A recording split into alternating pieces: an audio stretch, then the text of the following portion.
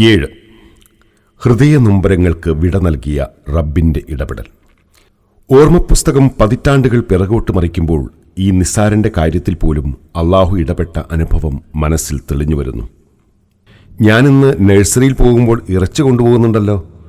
എൻ്റെ മകൻ ബാപ്പുവിനോടൊപ്പം പഠിക്കുന്ന അയൽപ്പക്കത്തെ കുട്ടി അടുക്കളയിൽ ജോലി ചെയ്തുകൊണ്ടിരുന്ന എൻ്റെ ഭാര്യയോട് പറഞ്ഞു, മോളെ, നിന്റെ ചോറ്റുപാത്രത്തിൽ ഇറച്ചിയുള്ള കാര്യം ബാപ്പു അറിയണ്ട കേട്ടോ.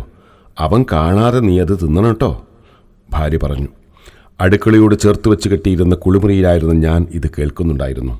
കൊല്ലങ്ങളായി തുടരുന്ന ഓട്ടോറിക്ഷ ഡ്രൈവറുടെ ജോലിയിൽ നിന്ന് മോചനം നേടി പ്രതിമാസം 2000 രൂപ ശമ്പളത്തിന് മഞ്ചേരിയിൽ ഒരു മെഡിക്കൽ സെന്ററിൽ ജോലി ചെയ്യുന്ന കാലമായിരുന്നു അത്. ആ കുട്ടിയുടെ ചോറ്റുപാത്രത്തിലെ ഇറച്ചി കണ്ട് മകൻ ആഗ്രഹം പറഞ്ഞാൽ വാങ്ങിക്കൊടുക്കാൻ സാധിക്കുന്ന സാഹചര്യമല്ല എൻ്റേതെന്ന് ഭാര്യയ്ക്ക് നന്നായി അറിയാമായിരുന്നു. എനിക്ക് മനസ്സിൽ വല്ലാത്ത പ്രയാസം തോന്നി. ഉള്ളതുകൊണ്ട് ഒരുവിധം ഒപ്പിച്ച് 1/2 കിലോ മാംസം വാങ്ങിയാലോ? വേണ്ട, മാസാവസാനം കടം വരുത്താൻ വയ്യ. എൻ്റെ ഉള്ളിൽ 1/2 കിലോ ഇറച്ചി വാങ്ങാനുള്ള ആഗ്രഹം പരിഹരിക്കാനാവാതെ ബാക്കിയായി.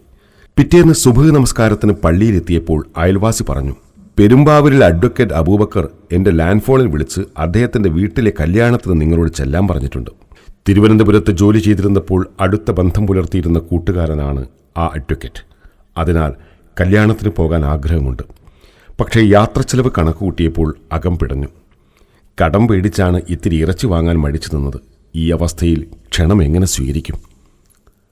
നിർബന്ധമായും കല്യാണത്തിന് വരണമെന്ന് അറിയിക്കാൻ അദ്ദേഹം എന്നെ വീണ്ടും പറഞ്ഞേൽപ്പിച്ചിട്ടുണ്ട്. പിറ്റേന്നും അയൽവാസി ഉണർത്തി. അതിനാൽ ഒരു സുഹൃത്തിനോട് അല്പം പണം കടം വാങ്ങി കല്യാണത്തിന് പുറപ്പെട്ടു. വീട്ടിൽ ഇത്തിരി മാംസം വാങ്ങിക്കൊടുക്കാൻ പണമില്ലാത്തപ്പോഴാണ് ദൂരെ കല്യാണത്തിന് പോകുന്നതെന്ന ചിന്ത മനസ്സിനെ മഥിച്ചുകൊണ്ടിരുന്നു. കല്യാണം കഴിഞ്ഞ് യാത്ര പറഞ്ഞിറങ്ങുമ്പോൾ പള്ളിയിൽ ഒരുമിച്ച് പോയി നമസ്കരിച്ച് മടങ്ങാമെന്ന് വക്കീൽ പറഞ്ഞു.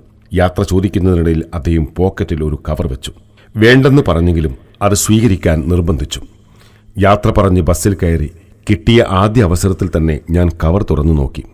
1000 രൂപ, അരമാസത്തെ ശമ്പളം. കണ്ണുനീർത്തുള്ളികൾ സഹയാത്രികർ അറിയാതെ തുടച്ചുമാറ്റി. നാട്ടിലെത്തിയ ഉടനെ അതിരാവിലെ തന്നെ 1 കിലോ മാംസം വാങ്ങി വീട്ടിലെത്തി. ഭാര്യയുടെ മുഖത്തെ സന്തോഷത്തിന് അതിരുണ്ടായിരുന്നില്ല. അയൽപ്പക്കത്തെ കുട്ടിയുമായി നടന്ന സംസാരം കേട്ട കാര്യം ഞാൻ അവളോട് പറഞ്ഞു. മാംസം വാങ്ങാൻ കഴിയാതെ മനസ്സ് വിഷമിച്ച കാര്യവും മറ്റും തുറന്ന് സംസാരിച്ചു. അഭിമാനം വിനയത്തിലും ലളിത ജീവിതത്തിലും കണ്ട സമ്പത്ത് അള്ളാഹുവിൻ്റെ മാർഗത്തിൽ വിനിയോഗിക്കുന്നതിൽ ഏറെ തൽപരനായിരുന്ന അബൂബക്കർ വക്കീൽ എന്ന ആ മനുഷ്യസ്നേഹി നല്ല കർമ്മങ്ങളുമായി അള്ളാഹുവിലേക്ക് യാത്രയായി. 40 വർഷം മുമ്പുള്ള ആ ബന്ധം ഇന്നും പ്രാർത്ഥനയോടെ മനസ്സിൽ മായാതെ നിൽക്കുന്നു. അള്ളാഹുവേ, നിന്റെ ജന്നാത്തുൽ ഫിർദൗസിൽ ഈ സഹോദരനും ഒരിടം നൽകണമേ. ആമീൻ.